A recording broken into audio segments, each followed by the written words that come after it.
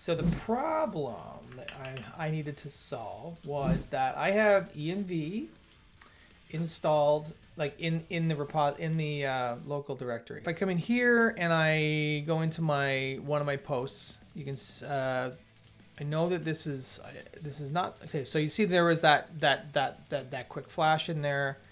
It's firing a warning. I can show you that again. So it's firing a warning that's coming in from the WP query class. So it's definitely not part of the code base. So when I go into Xdebug, typically what would happen here is I would refresh this. So what it's done now, it's tried to open the class WP query file, but it's empty because it doesn't exist in my project.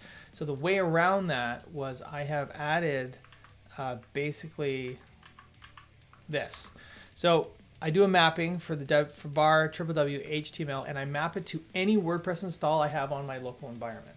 So this is a variable for user home. It's like my home directory, and then I have in Studio I have something called connecting custom fields, which is the talk that I'm doing soon.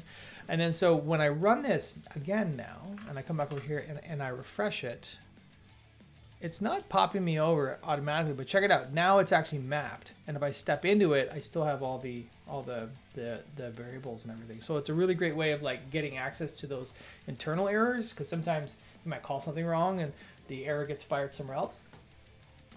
It's really great for handling things that are like errors, exceptions, and everything. That's let me get this up here.